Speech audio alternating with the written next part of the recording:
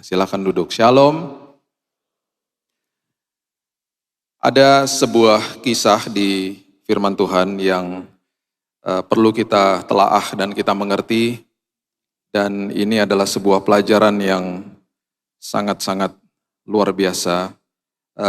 Ketika peralihan dari kepemimpinan Musa, kemudian Musa memberikan tongkat estafet kepemimpinan kepada Yosua. Yang sangat perlu kita melihat di situ adalah perkataan Tuhan kepada Yosua yang diulang-ulang. Ada kemungkinan besar ini adalah perkataan Tuhan kepada manusia yang paling banyak diulang-ulang. Itu berarti Tuhan tahu bahwa manusia akan mengalami hal-hal itu sebabnya Tuhan terus katakan. Bahkan Tuhan sebelumnya memberikan janji yang sangat detail bahkan kepada Yosua. Kata-kata itu adalah kata yang kita sering baca mungkin atau kita sering lihat di plakat, kalau bahasa Inggrisnya tulisannya be strong and courageous. Kalau bahasa Indonesianya kuatkan dan teguhkanlah gitu ya. Nah ini kata-kata yang diulang-ulang sama Tuhan. Bayangkan saja di kitab Ulangan itu ada 4 kali disebut ya, sebelum kita baca kitab Yosua saja, itu di kitab Ulangan sudah disebut sampai 4 kali. Satunya kepada bangsa Israel, 3-nya kepada Yosua. Karena dia yang nantinya akan memimpin bangsa ini masuk ke dalam tanah perjanjian. Dan ketika masuk ke dalam tanah perjanjian, Tuhan mau pastikan sebelum nanti kamu mendapatkan perkara besar dalam hidupmu, aku mau pastikan bahwa engkau masuk ke sana dengan sikap hati dan sikap pikiran yang betul-betul siap. Kemudian ketika kita baca Yosua pasal yang pertama, disebutkan lagi kata kuatkan dan teguhkan itu kalau kita lihat di Yosua 1 saja ada 4 kali. Jadi kalau kita total semuanya, Tuhan bicara sama Yosua ini kuatkan dan teguhkan ini sampai 7 kali. Kenapa? Karena memang itulah yang dia mau ajarkan kepada Yosua, bangsa Israel dan juga kepada kita. Perhatikan prinsip ini baik-baik. Panggilan hidup kita, tujuan hidup kita, itu selalu melebihi kekuatan kita. Bapak Ibu kalau belum ngopi barusan lewat, saya ulang ya. Panggilan hidup kita, tujuan hidup kita, itu selalu melebihi kekuatan kita hari ini. Itu sebabnya ada yang namanya perjalanan atau sekolah kehidupan. Selama perjalanan sekolah kehidupan diproses, kita dikuatkan terus sampai akhirnya tiba di tujuan itu. Ketika sampai di tujuan itu, kita akan terheran-heran, kok aku bisa sih lakukan ini? Semua karena Tuhan. Selalu melebihi kekuatan kita hari ini. Pencobaan itu tidak akan pernah melebihi kekuatan kita. Itu bedanya. Kita harus paham itu dasarnya. Nah itu sebabnya panggilan kepada bangsa Israel, panggilan kepada Yosua yang akan diberikan sebuah tanah yang luar biasa. Seringkali yang dibahas hanya, masuk tanah perjanjian, enak dan lain sebagainya. Bukan itu, ada backstory. Saya suka dengan backstory karena selalu ada pesan Tuhan di dalamnya. Tuhan gak pernah mau manjain anak-anaknya, Tuhan mau kita bertumbuh. Di 2 Petrus dikatakan bertumbuh di dalam kasih karunia, supaya kamu gak tersesat, supaya kamu tidak kehilangan pegangan. Bertumbuh di dalam aku.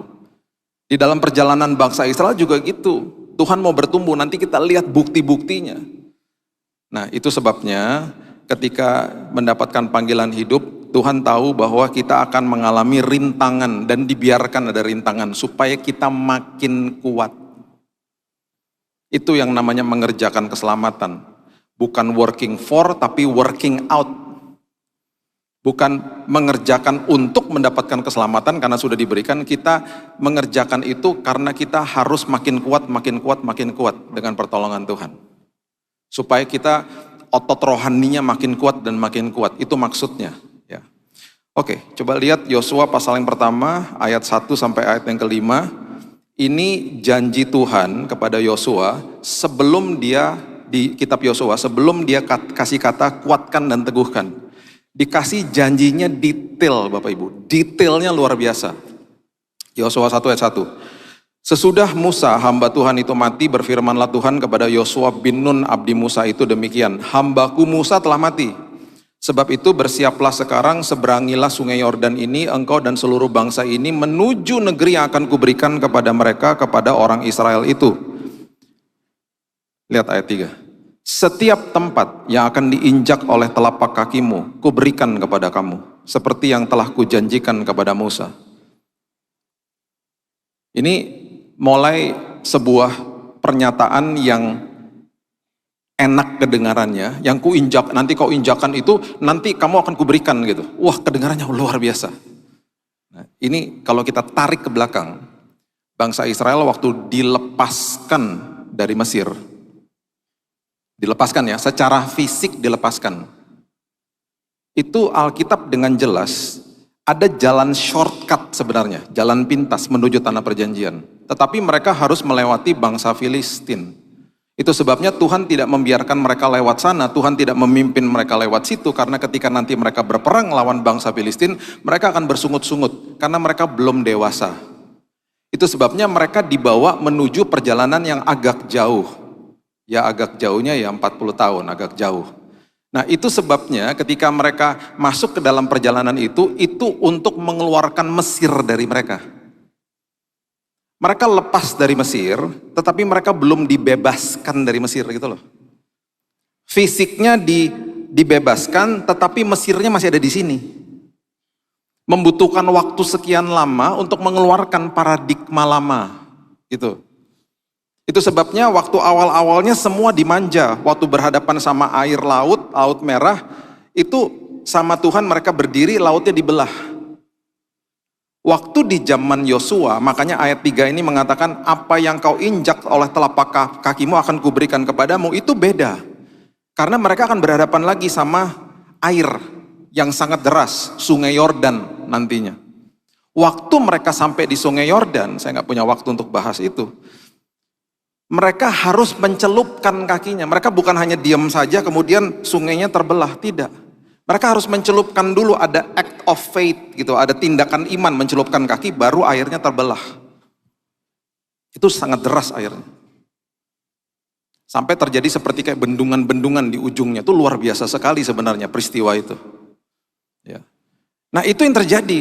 Jadi ada sebuah tindakan iman karena mereka sudah makin dewasa di sini, ya. Ayat 4, dari padang gurun dan gunung Lebanon yang sebelah sana itu sampai ke sungai besar, yakni sungai Efrat, seluruh tanah orang Het sampai ke laut besar di sebelah matahari terbenam, semuanya itu akan menjadi daerahmu. Detail, sangat detail. Dan juga ayat 5 dikatakan, seorang pun tidak akan dapat bertahan menghadapi engkau seumur hidupmu, seperti aku menyertai Musa. Demikianlah aku akan menyertai engkau, aku tidak akan membiarkan engkau dan tidak akan meninggalkan engkau. Wow! Detailnya luar biasa, udah dikasih tahu bahwa apa yang kau injak akan diberikan, daerahnya dikasih tahu secara detail, dan juga ayat 5 dikatakan siapapun mau melawanmu, karena aku menyertaimu, tidak akan pernah berhasil. Janjinya detail. Nah sekarang Tuhan mengeluarkan kalimat kuatkan dan teguhkan. Kenapa? Setelah dikasih janji, manusia akan lewat rintangan.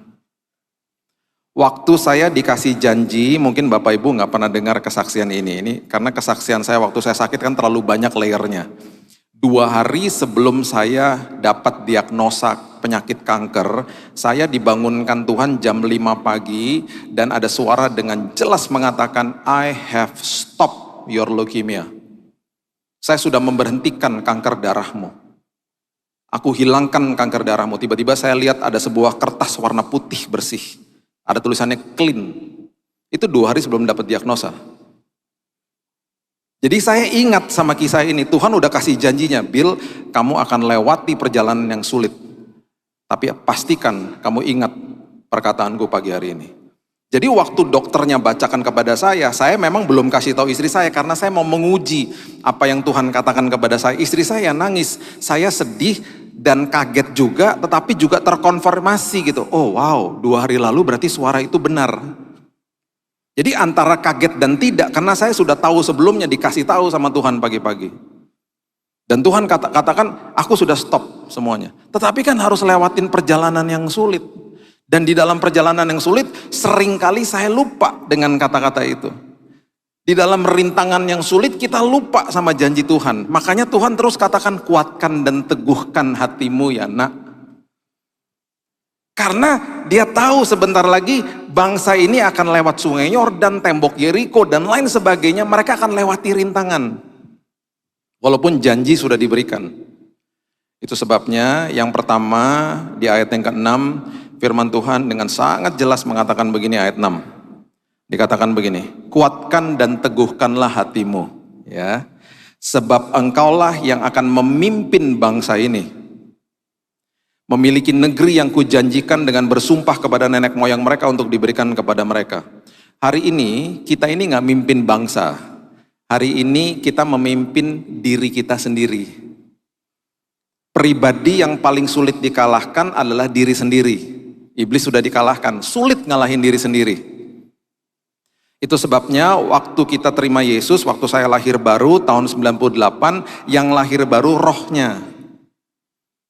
Jiwa saya udah penuh sampah, dan jiwa kita ini seringkali melihat dan mendengar sampah yang ada di dalam dunia, karena kita tinggal di tengah-tengah dunia yang gelap. Sama seperti jadi waktu saya terima Yesus, waktu Bapak Ibu terima Yesus, yang lahir baru rohnya. Jiwanya penuh sampah. Tubuhnya menyerap informasi. Kalau nggak disortir ya bahaya, akan sampah terus masuk. Nah perhatikan prinsip ini, waktu kita lahir baru, namanya juga baru lahir kan. Yang lahir baru kan rohnya. Rohnya usianya lebih muda dari jiwanya secara rohani. Sekarang bagaimana supaya hidup bisa dipimpin sama roh kalau rohnya nggak dikasih makan? Kalau jiwanya terus dikasih makan, akhirnya hidup dipimpin sama jiwa. Yang di dalam jiwa itu ada apa? Ada pikiran, ada perasaan, ada emosi, ada kehendak, keputusan, semua di situ. Itu sebabnya orang Kristen akhirnya banyak mengambil keputusannya salah karena ngikutin jiwanya. Dan sorry aja, kita semuanya jiwa kita itu memang udah penuh sampah karena dari dunia yang kita serap lewat mata dan telinga. Itu sebabnya yang namanya memberikan makan kepada roh itu harus proaktif setiap hari. Catat prinsip ini baik-baik. Waktu kita terima Yesus, kita dimeterai jadi anak, diadopsi jadi anak. Harus masuk ke level berikutnya. Level berikutnya itu keputusan kita, saya mau jadi murid. Murid artinya matetes. Matetes itu artinya mau belajar dan mau diajar. Terima Yesus itu prosesnya namanya justification, dibenarkan. Dikasih gratis nih, kamu percaya di dalam hatimu dengan iman, kamu di-justified, dibenarkan, terima Yesus. Oke. Langsung dimeterai, langsung diberikan status, diadopsi, kamu anak, kamu ahli waris, kamu orang yang punya hak atas semua janji Tuhan. Roma 8 ayat 17. Kita udah pernah bahas itu. Sekarang posisi kita setelah terima Yesus, kita memasuki posisi namanya sanctification, dikuduskan tiap hari. Nanti satu hari kita bahas tentang sistem ini, pengudusan ini yang luar biasa, yang Tuhan berikan kepada kita tiap hari. Itu dilambangkan ketika dia membasuh dan menyeka kaki murid-muridnya. Makanya selalu saya katakan kan, selalu setiap kali ada pelajaran yang Yesus berikan, dia gambarkan lewat suatu peristiwa untuk murid-murid dan juga untuk kita, supaya kita ngerti, oh maksudnya tuh itu, ada visualnya gitu. Makanya dia bilang sama Petrus, hari ini kamu gak ngerti, satu hari nanti kamu akan ngerti. Jangan sampai dia ngomong gitu sama kita hari ini, kamu gak ngerti hari ini. Kita harus ngerti hari ini. Kita dikuduskan, sanctify setiap hari. Dibisikkan terus sama Roh Kudus, kamu sudah dilayakkan nak, kamu sudah dibenarkan nak. Itu tiap hari. Itu tiap hari. Kalau kita tarik bahasa aslinya luar biasa, nanti kita belajar itu ya. Nah, waktu kita sekarang di-sanctify, nanti proses terakhirnya glorification. Itu berarti kita dimuliakan, dapat tubuh sempurna, tidak akan ada lagi duka, tidak akan ada lagi penyakit, tidak akan ada lagi air mata, dan seterusnya. Itu nanti. Nah, selama sekolah kehidupan hari ini, kalau kita nggak proaktif kasih makan roh kita, bagaimana hidup bisa dipimpin sama roh? Makanya pembacaan firman, mendengarkan firman, memperkatakan firman, itu wajib tiap hari. Makanya saya katakan kan jadi gaya hidup. Jadi anak, habis itu ambil keputusan jadi murid. Mau diajar dan mau belajar.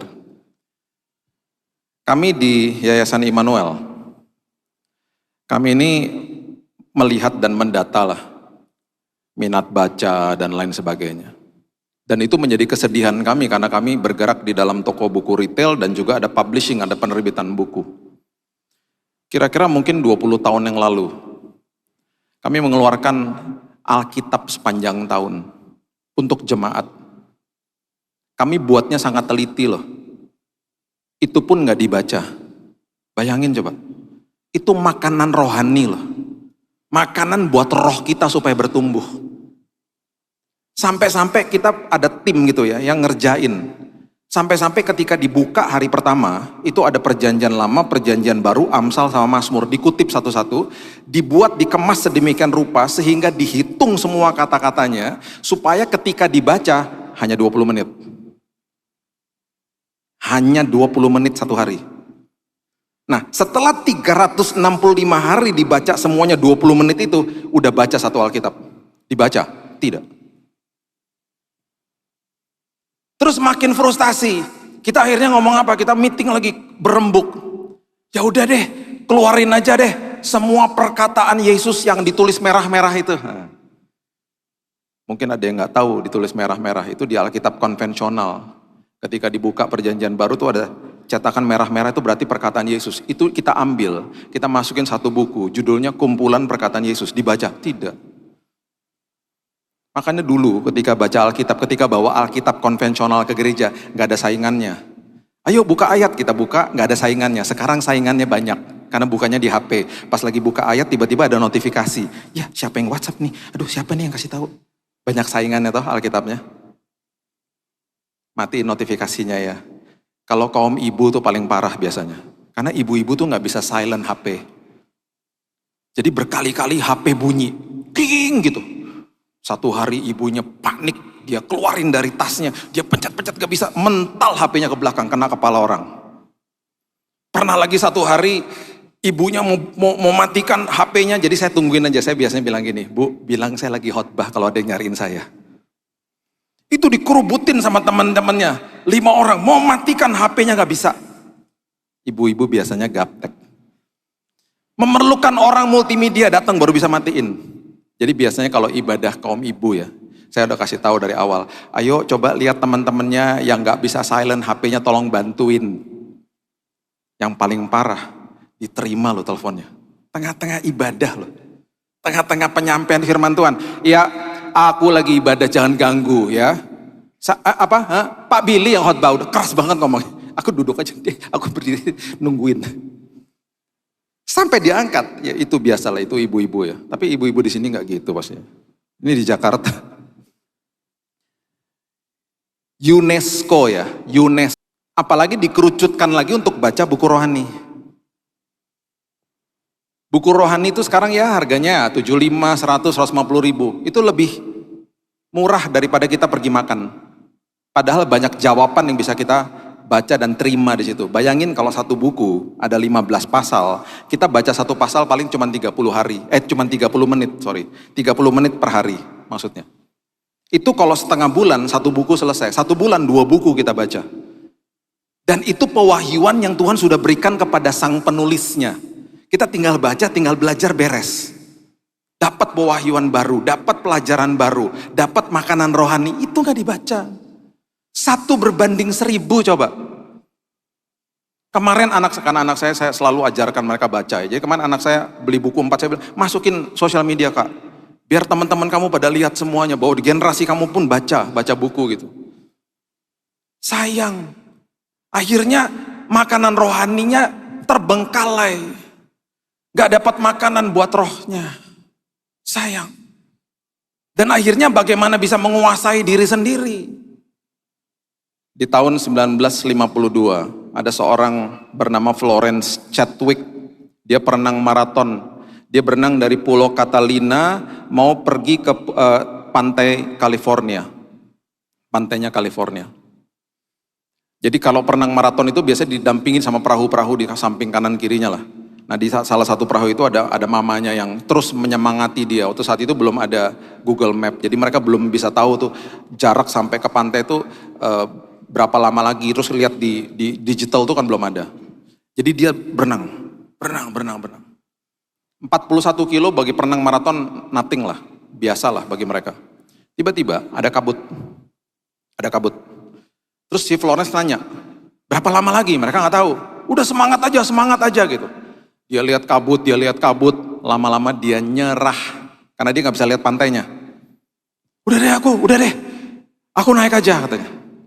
Ketika dia naik ke perahu, kabutnya sirna, pantainya terlihat, jaraknya tinggal 1 kilo. Jarak 1 kilo buat perenang maraton itu seperti 100 meter. Nothing lah. Nyesel senyesal-nyesalnya. Itu. Menguasai diri sendiri itu tidak mudah memang.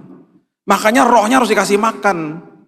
Supaya pengambilan keputusannya benar. Dan seringkali terjadi kayak gitu. Kita lihat kabut, kita lihat rintangan, nyerah akhirnya. Makanya Tuhan datang kepada yang ada di depan gadget, di depan telepon. Lihat sosial media, rata-rata per hari 5 jam. 5 jam, nomor 1 loh di dunia. Jadi yang saya katakan tadi, baca Alkitab misalnya cuma 20 menit, baca buku misalnya cuma 30 menit. Kalau kita ganti ke situ, kaya kita dalamnya. Dahsyat dalamnya. Akhirnya nggak kemakan sama berita-berita nggak penting, hoax dan lain sebagainya. Buat apa coba? Makanya regulasi mata dan telinga supaya kita menguasai diri kita sendiri akhirnya. Itu proaktif loh. Itu bagian dari kita mau jadi murid dan mau dimuridkan. Matetes, menguasai diri akhirnya. Yang kedua, Yosua pasalnya yang ke-1 ayat yang ke-7, firman Tuhan katakan begini. Hanya kuatkan dan teguhkanlah hatimu dengan sungguh-sungguh, bertindaklah hati-hati sesuai dengan seluruh hukum yang telah diperintahkan kepadamu oleh hambaku Musa. Janganlah menyimpang ke kanan atau ke kiri, supaya engkau beruntung kemanapun engkau pergi. Di dalam perjalanan hidup firman Tuhan katakan, nak kamu jangan ke kiri ya, jangan ke kanan. Kamu ikutin firmanku, kamu taat aja sama aku udah. Jangan ke kiri, jangan ke kanan. Makanya Alkitab katakan apa? Sadar dan bertobat. Jangan cuma sadar aja, sadar dan bertobat. Salah naik bus, sadar, turun. Jangan diterusin, ya salah bablas sampai tujuannya salah semuanya. Udah tahu salah misalnya menuju ke sebuah jalan, mendingan cepet-cepet U-turn balik arah. Sadar 5 menit sama sadar setengah jam, akhirnya lebih lama balik setengah jam itu. Cepat-cepat bertindak, sadar dan bertobat. Jangan tunda ketaatan. Jangan tunda ketaatan. Dan seringkali orang mengatakan, Pak, susah Pak taat. Betul, kalau pakai kekuatan sendiri tidak akan pernah bisa. Makanya selalu datang kepada Tuhan kalau kita sedang dalam keterikatan dosa dan apapun, bilang sama Tuhan, Tuhan aku serahkan kelemahanku. Di dalam kelemahanku kuasamu menjadi nyata. Selalu gitu. Ya ada teman-teman saya dulu ya, beberapa orang gitu, mau lepas dari keterikatan rokok. Selalu doanya gini, Tuhan aku janji gak mau ngerokok lagi. Tuhan aku janji aku mau lepas dari pornografi dan lain sebagainya. Kata janji itu ada kata-kata yang tidak terucapkan di belakangnya dengan kekuatan sendiri. Doa janji itu bagus, gak salah. Tetapi dengan kekuatan sendiri gak akan pernah bisa. Orang-orang seperti ini jatuh lagi. Sampai mereka mengubah doanya mereka menjadi begini. Tuhan, aku gak bisa. Dagingku lemah Tuhan, aku nyerah Tuhan. 4, 5, 6 hari, aku bisa lepas selepas-lepasnya seperti ada kekuatan yang merasuki hidupku. Karena apa? Di dalam kelemahan kuasa Tuhan menjadi nyata. Mereka katakan, wow sampai-sampai temanku yang ngerokok aja aku pengen muntah, aku jadi gak suka sama asap rokok. Ada kekuatan Tuhan yang merasuki. Di dalam kelemahan kita kuasa Tuhan menjadi nyata. Hidup taat bisa, tapi nggak bisa pakai kekuatan sendiri.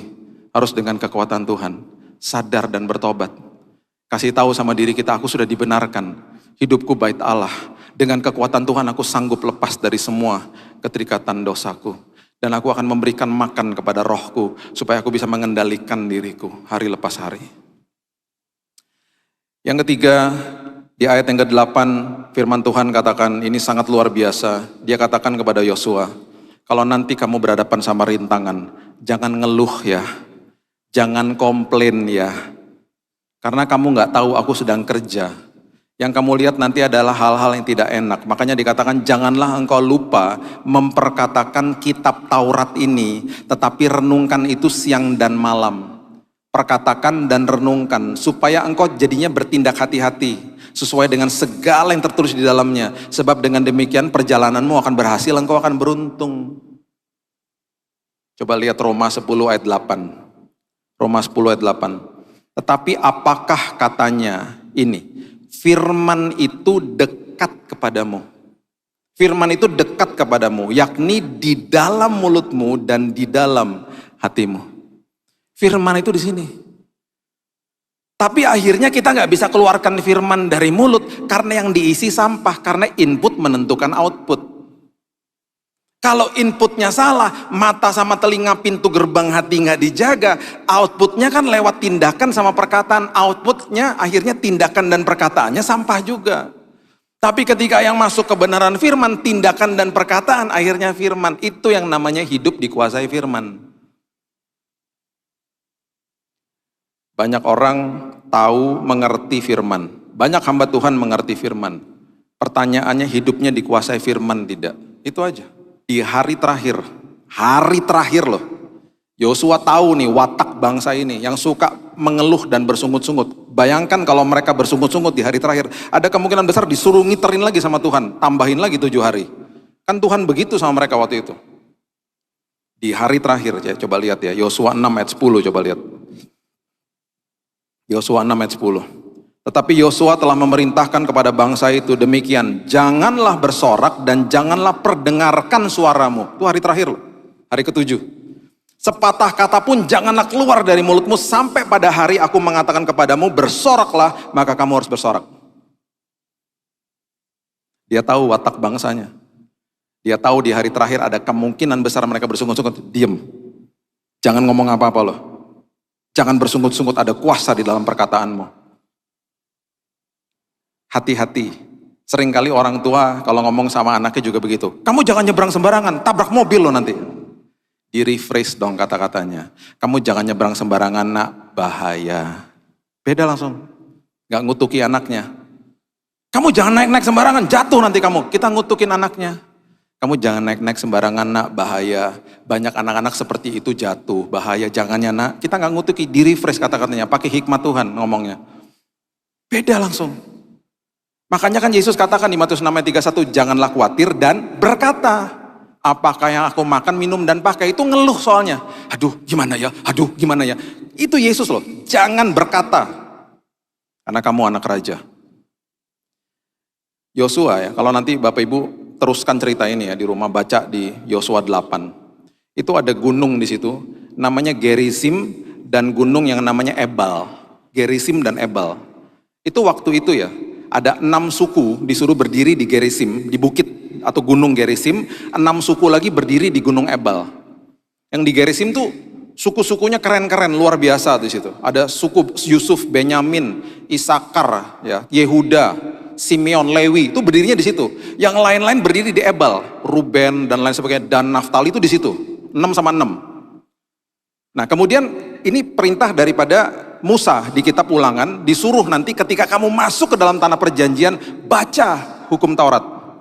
Di hukum Taurat itu bukan sekedar 10, ada 600 lebih hukum Taurat. Gunung Ebal itu masih ada sampai sekarang. Di tengah-tengahnya itu ada lembah namanya Sikem. Di lembah Sikem itu mereka mendapatkan mata air, dan air yang sangat-sangat baik kualitasnya. Itu dari gunung Gerizim sampai hari ini. Sementara kalau kita lihat gunung Ebal hari ini, tandus. Karena ada perkataan berkat yang diaminkan di situ, ada perkataan kutuk yang diaminkan di sana. Bayangin coba. Terus 6 suku yang ada di Gerizim, yang namanya Yehuda, Isakar, Simeon, Lewi, Yusuf, Benyamin, itu keturunannya luar biasa. Keturunan Yesus dari situ. Ini Alkitab sedang menggambarkan kepada kita betapa luar biasanya perkataan.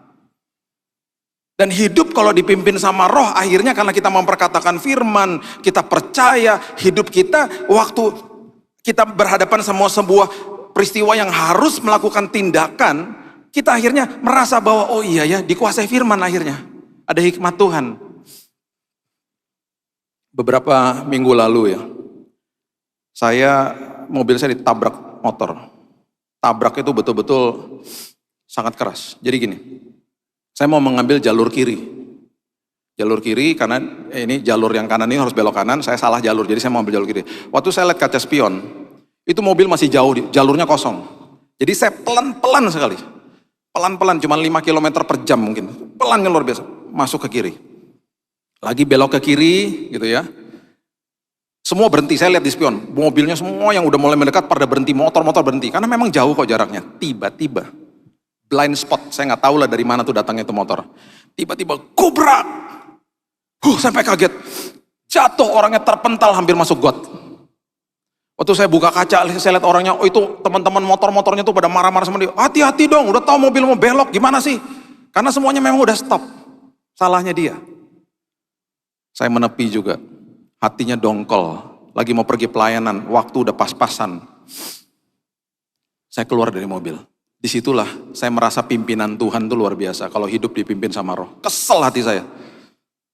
Bisa dua hal, bisa marah-marah minta ganti, atau bisa hal yang lain.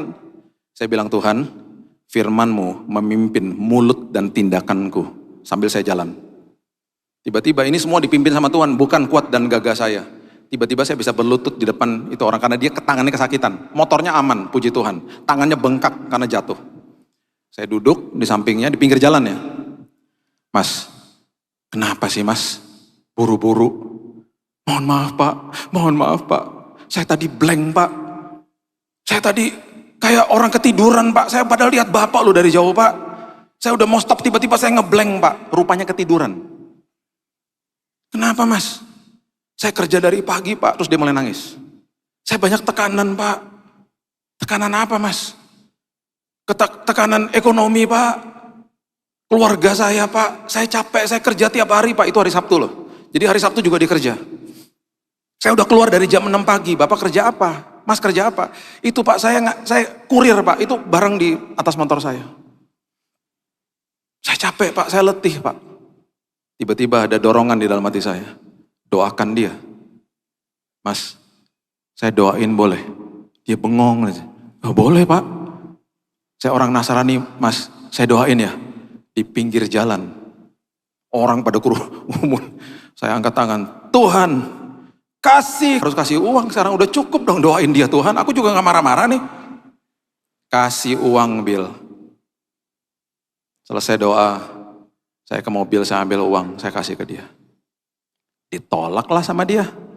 Jangan pak, jangan. Saya yang salah pak, bapak udah berbaik hati sama saya. Jangan pak, jangan. Mas, udahlah mas. Kalau mas gak mau terima kasih buat keluarga mas. Udah mas, terima aja mas. Ini berkat Tuhan. Saya bilang gini mas, hari ini kita dipertemukan Tuhan mas. Memang caranya gak enak mas. Mas nabrak mobil saya. Tapi kita dipertemukan Tuhan karena Tuhan mengasihi mas.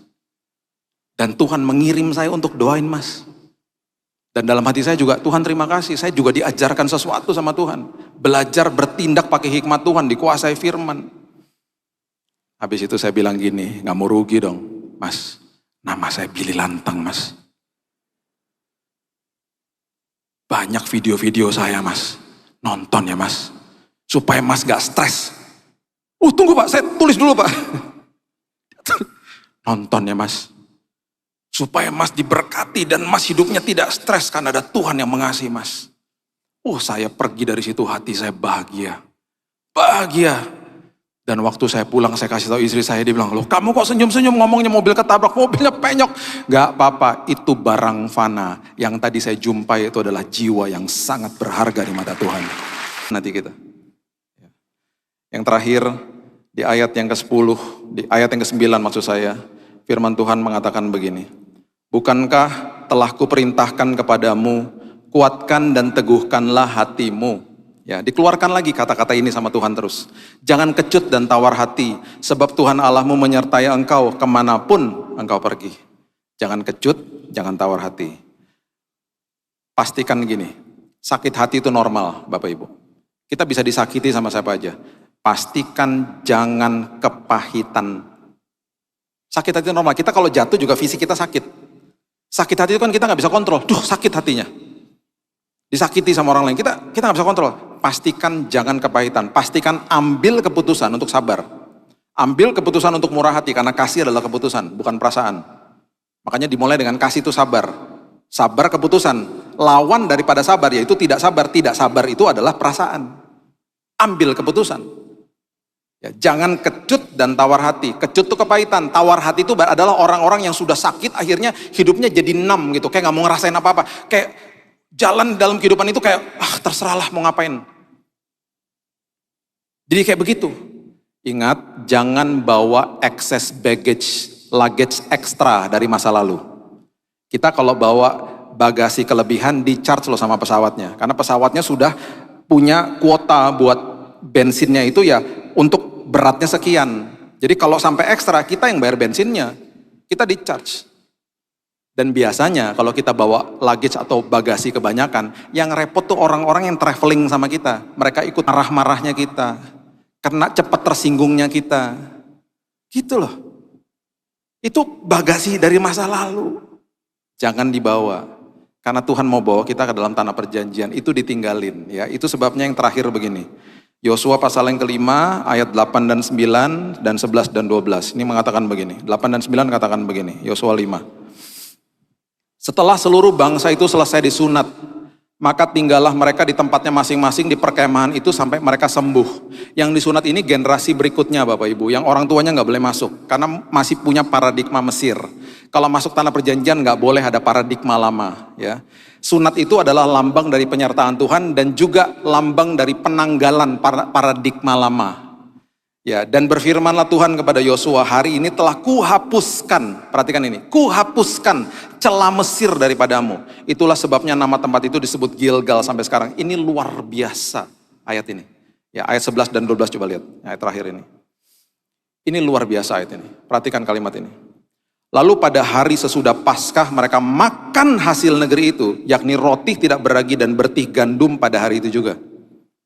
Tanah perjanjian penuh dengan makanan enak-enak, susu dan madu, bertih gandum, roti, semuanya hasil tanah, semuanya nikmat, bahkan buahnya itu harus digandar. Kalau kita baca ada lembah namanya lembah Eskol, itu harus digandar, berarti harus dipikul, buahnya besar-besar. Nah, perhatikan ini. Ayat 12. Lalu berhentilah mana itu, roti mana yang didrop dari surga 40 tahun.